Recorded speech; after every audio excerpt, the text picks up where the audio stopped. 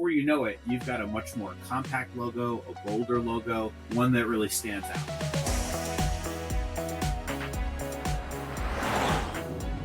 Welcome to Opportunity Knocks. I can't believe I'm saying this. Episode 7. This is incredible that it's going by this quick and I'm having this much fun.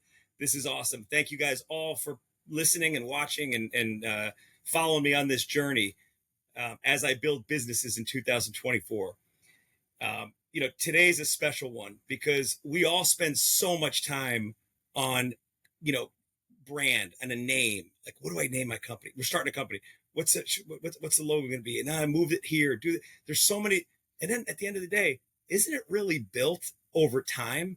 I mean, look at Google, look at McDonald's, look at these brands that if I told you I was naming this company Google before Google even came around, you'd say you're crazy. I mean, Google sounds like no one, what is it?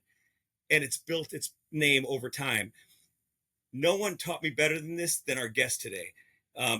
He's a really good friend of mine, but on top of that, he's a genius, this guy, when it comes to branding and positioning the brand and stuff. So even though today is technically the solo day of me just doing it by myself, I said, Mike, I'm going to need you. I'm like Joe Torre calling him in from the bullpen. I said, I need a reliever here. And he literally saved my day. Let me give you the backstory before I introduce Mike.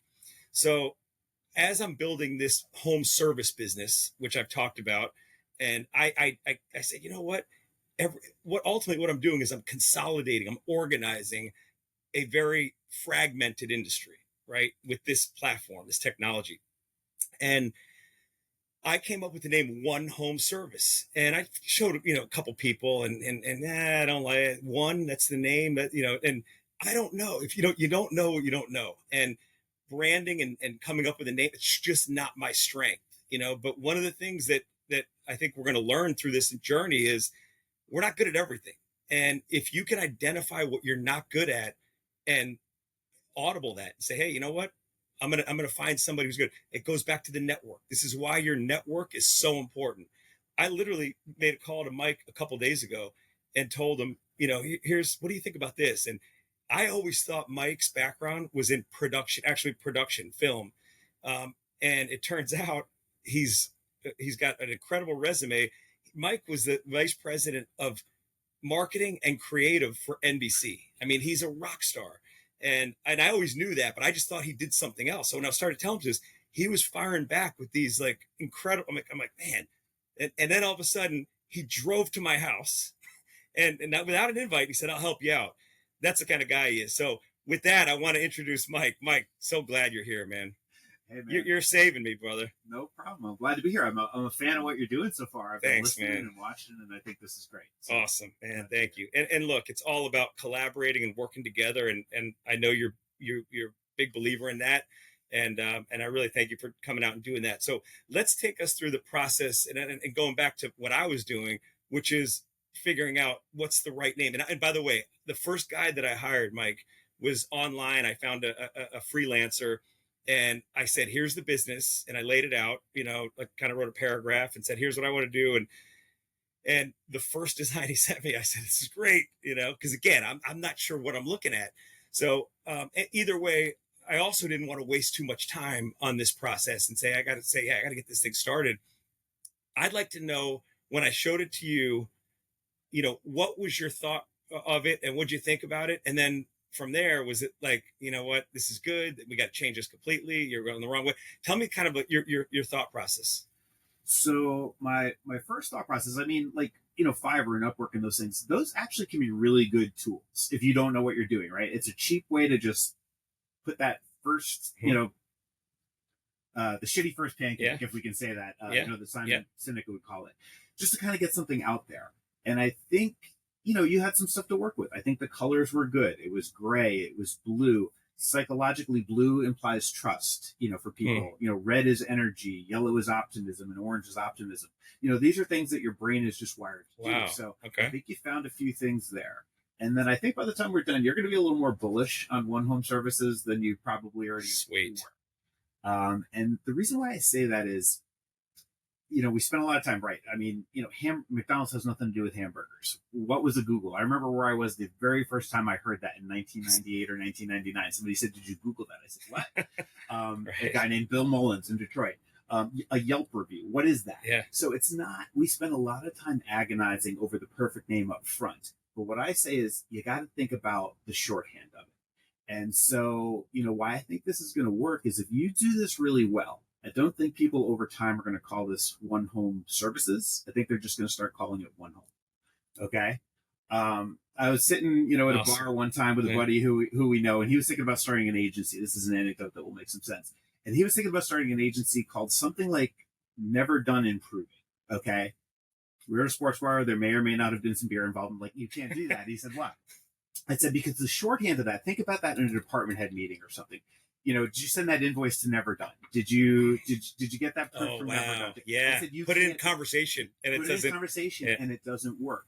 I spent a really good time. I run in a thought leadership circle with somebody who used to run marketing for the Miami Dolphins. And she was in a leadership position at Target when Target became a thing. And I remember her telling me a really cool story. She said, they had conversations about should we run with this? And ultimately they decided not to. They said, because that belongs to the people. The people created that. And if we take that over, then it's hijacking. It's almost. Not it's hijacking, right?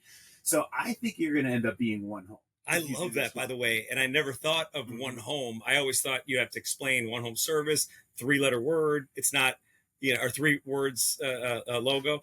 And I'm like, I don't know. And then One Home, hearing you say that, I think it starts that way. And you call it One Home Service, but, I can see a husband and wife, like, oh, hey, we got to fix the windows, look it up on One Home. Or, hey, we need a roofer to check One Home. So you're taking the name and putting it into real life scenarios. Yes. I like that. Yes. I never did that. And even at a networking event, like when you stand up and say, hey, I'm One Home, it tells you we're, and that's why I came up with that. So I passed the test, I guess, the first test. Yeah, whether it's by accident or not. And then visually, like I'm not a musically inclined person, but I've heard people who are, they can hear music and see notes. Okay. Mm-hmm. I don't do that, but when I saw that, I saw the shapes. So now if you think about it, One Home is actually really nice because they're short words, right? Okay. Mm-hmm. And then O-N-E-M. All those letters, if you put them in a square, think about that. Like the M hits all 4 quadrants. The E hits all 4 quadrants. The O, even though it doesn't hit the corners, it's literally balanced throughout, as opposed to like an I or a Y or an F or something. So, when I looked at that first logo, I'm like, there's some bones here, but it was all off. The spacing is off. The alignment is off. And then, if you're somebody who knows you need to know a little bit about design, but don't know anything about it, it's something called the squint test. Have you ever heard of that? Mm-hmm. Okay, so the squint test is if you see squint. Right. If you take a logo or something and you squint at it, that will show your brain subconsciously what it processes first. Okay. So if you squint the logo that you give, the only thing that pops is 1. So then the question becomes, is that what you really want people to see? I would argue probably not. You either want that home logo with the check mark, which is like your secondary, or you want it to say One Home. Mm-hmm. So by just making a very simple change with color adjustments and how you space that out, you can line up that One Home. So when you squint at it, One Home is what you see. Now suddenly you're onto something. But then I was also thinking, how you can line up some shapes. And for people who are watching this, you'll be able to see it. We'll put it on the screen. If you take the number 1, there are some ways to just, kind of morph the 1 into the home. And before you know it, you've got a much more compact logo, a bolder logo, one that really stands out. So let me ask you on that, because that's something that I thought about as you're talking about the actual number 1, right? Mm-hmm. So the number 1 with a domain, how do you play that? Like, is it important? Are you saying that that's a variation of the logo would be the number 1? It's kind of built in there. Okay. So it's like there's 2 ways to do it. Like if you took just say the left edge of an H, right? What if you just put a little 1 out there and then the rest of it is out there? And and we'll see this on screen. You're going to see it's a lot bolder. It looks very, very cool. So what I get confused is that and McDonald's just with an M is a perfect example. You see the M and that's or the Nike is but I don't know if it's not good, I don't think, but I always think about it's got to be the domain. I don't want people to not know it, but it doesn't, right? You see the logo, it's like that's that company. It's One Home or whatever the URL is, right? It's what you're talking about is called the secondary mark. Okay. So like that, the Nike swoosh, the swoosh would be the secondary mark. Google, they just use the G. That's called the secondary mark. For yours, it would be that home with icon. with the one. So okay. Like and that would be on like Facebook, on like Facebook, your app icon. I mean, your app icon was kind of done for you already, right? Or your favicon. If you type in a URL, it's you could still spell out what on your domain and whatnot, like that. But it's a secondary one. It's called. It's called the secondary. Didn't know that, because you need a horizontal mark, because there's going to be places where a horizontal logo where your logo appears horizontally. You need a vertical because there's going to be some times where you need to stack it, and then you need what's called the secondary mark. Or like think of your favorite sports team, right? I mean, like the any logo that would be exactly like their secondary mark. So by the way, when you were explaining that stuff and you were going deep into that, which was amazing, you ever seen that meme where the guy's counting like fractions and it like the numbers are coming up? Yeah. That was me. Yeah.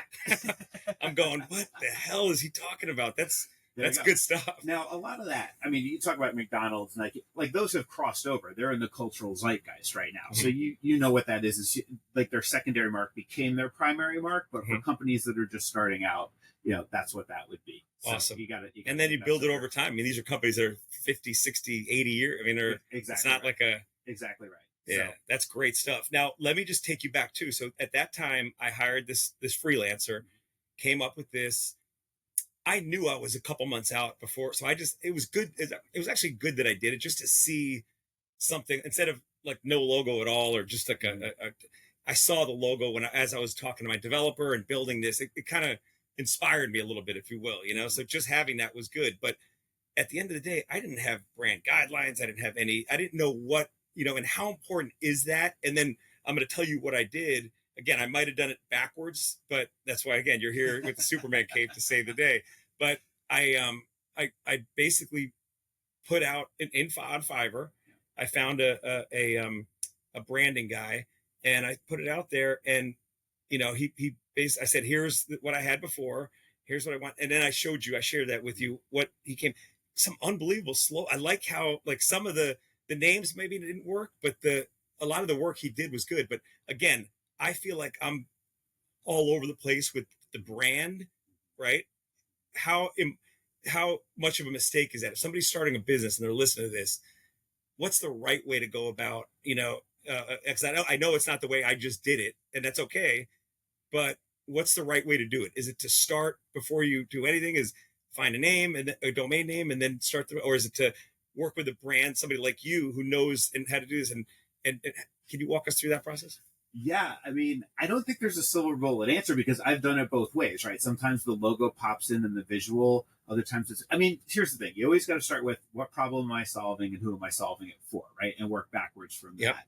But I'll tell you why I thought that brief was really good. When you showed me the logo, I'm like, that kind of fit the visual of what we were doing. And then you showed me the creative brief for sort of that brand plan, which was really well done, but it was a total 180. So that's where you're at a fork in the road, right? On who are you going to serve? Because your logo, again, kind of is man of the people stuff. The creative brief was in like cream color palettes and serify fonts. It looked very elite, so are you going for an uber high-end consumer, or are you going for, sort of that, upper middle class person who is able to outsource some of these home things, but also, is trying to mind the bills, and I lean towards the logo and that look, because, my wife and I remember we were in Houston, we were there, we were both working full time. So we were doing well, but we're far from rich, but we had somebody who cut the lawn and a lady who came to clean the house once a month. And, we would get power washed twice a year. Like, where do we get a staff from? All of a sudden, all these people in this. But exactly. But, it was we're very average folks. And I think you also have to keep in mind on the back door, when people come into your app, what are most of your roofers and pool cleaners and landscapers? They're going to look more like the logo than the creative. Okay. So I would lean more towards that, the bolder colors, the non-serif fonts, the stuff that speaks to the common person more than this uber upscale audience. It was the creative brief was a little pinky up to me. That's great feedback. Let me add one more element to that, because I'd love to hear your thoughts while we have you here. This is awesome, by the way. So the part of me, remember, I'm not making the money doesn't come from the homeowner, but the competitors, I guess we'll call them, Angie's List and these companies that they're basically lead companies for so their end user is the vendors, the businesses, right? I feel like I want to, and why I started this company is I want to reverse that. I want it to be about the homeowner, even though they're not my client. I'm not making money. They are my client, because without them, it doesn't work. The model doesn't work. But the revenue's coming from and I haven't even gotten into, I don't know if I've told it to you, but a big part of this app is, this platform is that there's a networking element to the vendors that are paying me. So there's the vendors that are paying me are a big time client, because obviously that's the revenue that generates, but there's also a networking internally between the 30 industries. I connect them together in a really cool way, which I'll get into more but my challenge with listening to what you just said is I'm not really sure who my end user is. It was in the beginning, the homeowner. That's all I care, because that's really, I want it to be just the most powerful thing. They're never going to have to worry about getting ripped off. They're going to save time. They're going to save money. It's for them, because there's an opportunity in that. But then there's also all I'm doing for the vendor. So it's like, do I do half and half, or do I go like, you know what I'm saying? I was thinking about it from the homeowner perspective. Okay, so let me walk through the user journey, right? So I've downloaded the One Home Services app that may ultimately be One Home. If you were to take what the creative brief looked like, and that was your opening facade, and it's kind of a bougie scripty font and a light cream, then when I get in there and I start seeing the list of all the vendors, if they look like the blue collar companies that they usually tend to be, it's going to look very different. Like the facade of the house is going to look different than the interior when you get in there. Versus if you use sort of the logo in that move, I feel like it's a more unified experience. Like, okay, I know what I'm signing up for. This is a cohesive brand. So that makes sense. Yeah. Okay. Absolutely. Good. So I had the creative brief, and then I had the logo done by two separate people. It showed. Yeah. So that's mistake one, which is good that we're talking about it now, because we want to fix that before it goes live and it goes right. We want that to be so. It depends on what you consider a mistake. I mean, you have to iterate. It's great to see both things, and you can choose, or maybe you're like, hey, I only want this app to be for, people who. But honestly, if I didn't have you talking to me and kind of guiding me with this, I wouldn't know, and I wouldn't have known any of that, what you just said. And that's gold for this podcast, is to hear you talk about how colors and just little like the letter that your name is depends, because you could put it up against them. I mean, I never would think of that stuff. So, I guess from here moving forward, is it that I reach out to the first designer, or do we even have to reach out to him, or how does that work? Because again, these are freelancers that I don't have a relationship with. Is it something that I say, let's take what I have now and not start over, but like just what's the next step, do you think, for me? Well, now I think you merged the two. The creative brief was very good, and I don't want anybody to hear this and think there was a lot of great nuggets in there. There was something brilliant in there that was not part of the slogans, but it was about your home should be a source of joy, not stress. Yes. I think there's something you can mine in that, more joy, less stress, or more joy, no stress, which didn't show up as like a slogan in there. You could build around that. I can appreciate that as a homeowner. I want to enjoy my house. I don't want constantly worried about what's going to break and who I have to hire to fix it.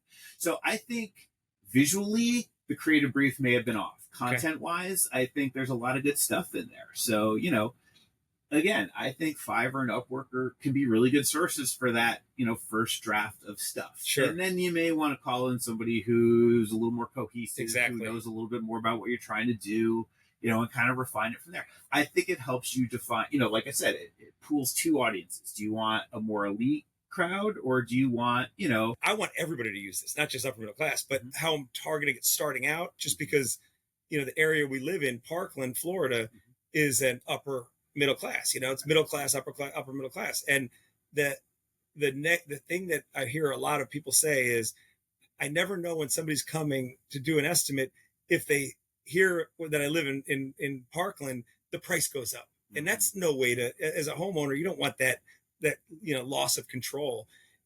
That's kind of how it was born. The idea originally was through that, having control of your, and it's funny when I asked the original logo guy, I said, control is a big word, you know, because you're gaining control of your home. You don't have to, like you said, I got a staff here. What the heck? You know, I've got all these people working. Yeah. And I mean, knowing who you are, knowing who we didn't grow up, we worked hard to get what we have. I don't think I'll ever get to the point where like, I'll just write a blank check. I tend to like, the concept of this is for people who are still cost conscious. Sure. Yeah, I can outsource, I can make better use of my time than whatever, mowing my own lawn or fixing my own faucet. But I still care. I still want a good deal. I still, money matters to me. I still want to send my kids to college. Like, to me, that's your crowd. That's and right. If that's the case, then, and it sounds like we're talking through that. Yeah. This is how you iterate. This is how you find out who your audience is, which then works into all sorts of stuff. Because I also do, targeting, and then where you're going to market it. You're going to do it on connected TV or OTT or, Facebook or Google Ads. You can set all those parameters on how you want to target it based on where they live and their income levels and all that stuff. That all becomes part of the equation. So that's a perfect segue to the next thing. So we're talking about brand and, logo and name and all this stuff. We spent a lot of time on that, which I'm glad we did. But your background is in digital. It's running a digital team and doing that. So you understand that part of it. The first part is your brand, your identity. And then the second part is distribution, right? Mm-hmm. How do you get it out in front of the right people? And, to answer your question about where home service is going to start and how we're going to do it, I'm going to do grassroots to start. I have a lot of relationships here. It's in Parkland. And, I'm going to have homeowners that live in Parkland and South Florida, use it. And I want people that are transparent. I want them to tell me everything that's wrong. Of course, I want to hear some good stuff too, but it's okay for the first month to hear all the bad stuff, because that's how you get better, no different than the logo that I did, you can't improve something if you don't know, how to improve it. So that's the part where I really want people, everybody who's involved in watching this and watch this journey, to just download the app, sign up and use it when it's available. It's going to be one home, by the way. I'm excited. And we're all going to know it as one home. But I'm excited to see. Can you show me a little? Let's take a little peek. Let's do it. I'm getting excited here. All right. So here's what you had, and you do it on your phone, or I'm on my phone. But we'll put this up for you on the screen. Okay. Yep. So as you can see, if you squint at that, what do you see? One. We see one, right? Yeah. So if that was your goal, great. But I would argue you want one home. Yes. Right? And then you can even see how the spacing is a little off on the home services. Yes. It's not there. So now, even just taking the exact logo you had. Oh my gosh. Okay? So now you move one home to one thing, and you make that the same color as the blue. Yeah. It's more pleasing to the eye. Yes. Service spaced out below. Okay. And you still have your icon. Or, what I was saying, there are other ways to. Wow. I like that. Your icon. Now, again, the O, the N, the M, the E, those are all levers that space out really well. Okay. And so the O with so now that would be a totally different logo. So this is not the option. That's not secondary, like you said. This is not secondary. But then this one came, and this is my preferred one of all of it. Oh, because it's got the one too. It's got the one where it's a little clearer, but it still says one home. So now we've taken the letter one, we've made that the left edge of the E. That's awesome. You've still got the home, which sort of fills that space, around the O, and then you got service. It's bold. It stands out. I love it, man. That is cool. Right? So, I thought it's a lot of potential. And again, this is just something I did in like 8 or 10 hours, of thinking about this. So, that is awesome, man. Even I do that too. Like I know, I'm enough of a designer to be dangerous, but even I'll still at some point go like, okay, here's an idea. Let me call in a real person who only does graphic design. Yeah. Right. So it's like, how do you get it to the point where you can communicate what you ultimately want to see? And then sometimes you got to realize, all right, I've run the baton as far as I can here. Let me pass it off to the professional. But, it's cost effective that way because, you're not paying some, super elite designer. Exactly. 20 grand. Yeah, 20 grand. Yeah. I can do that and then just, do a little spit shining. And there's all sorts of ways for, businesses who are just starting out to do it. But, I say don't overthink it. You know, like know that color palette. You can find that. Like you can Google that, or we can link to it in your YouTube profile. There's a couple ways. I always ask people, and I told you this story. I was in Houston once, and the commercial unit was having this really tough time with a client. I think we could say Gulfgate Dodge. they knew what they wanted, but they couldn't articulate it. And I said to them, they came to me and they said, Mike, we need your help. I said, have them give you 3 adjectives for how they would want someone to describe their business. One of those 3 adjectives was dynamic. I'm like, I got it. Okay. So what we did, we took the 2 G's in Gulfgate. We had them fly behind the camera and did a light pass, and then they revealed Gulfgate. And it was dynamic. Yeah. And that's what they told you what it was. They told me what it was. Yeah. So what it was, everybody loves to hear their own ideas back, right? And they're like, this is great. And that was the one. We solved it like that. So, think about that. When you think about those 3 adjectives that you want somebody to associate with a business, and don't go to 5, don't go to 6, because nobody's going to do that. Okay. The consumer, make sure that your colors and your shapes and everything that goes with it, looks like that. Maybe bold is one thing that's different than elegant. You want to think about it. Just think about it in your mind for a second, right? Bold and energetic brings a visual to you.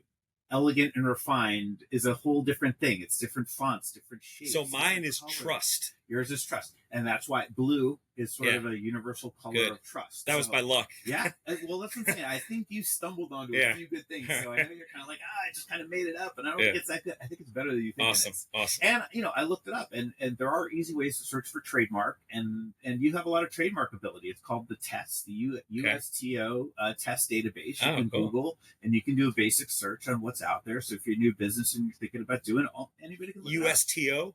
USTO, I believe. It's the TEST trademark database. Or you can just Google test trademark database. Just Google test test trade. There goes that name database. Google again. Yeah, exactly right. And and you just do it. And what's interesting about trademarks is you would think you need to trademark it first. You actually need to use it in practical application first, which kind of makes sense, because otherwise people would be trademarking things left and right and just squatting on it with no intent to use it. You got to have it. So you have to use it for something first and then file. Like use it as put a website up or do something. Like you could do this. The fact that we're talking about this on this podcast, it's kind of out there in the ether right now. Or if you put it on your website, or at least you have some business cards or something just to say, I am serious about using this trademark in some capacity.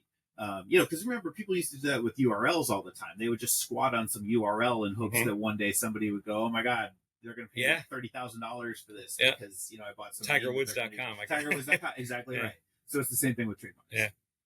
Let me tell you, man, this is amazing. These 30 minutes have been incredible. Actually, back up. It's been about an hour and a half for Mike, because he helped me with the lighting too. On top of that, what a great guy he is. So, Mike, where can people find you at, man? I mean, is it online? Your business is VamburyMedia.com. You can find me there. I love talking about this stuff. So, free advice whenever it comes. You can look me up on LinkedIn. You got to get you on a pod. You get your own podcast going too, man. I got a studio on wheels if there you need you go. Oh man, you're more than welcome to use this. Man, life giving the spotlight to others. So I'm glad you're here, and I'm here to help, and I hope you help me back sometime. For sure, man. Always count on me for that, man. That goes back to what we talked about in the last one, which was giver's gain. Networking doesn't work if you just think about yourself. It's always about how to give and help others, and Mike's a testament to that. And man, I appreciate you much, man. Thanks, my man. You got it. All right. And that concludes this episode of Opportunity Knocks.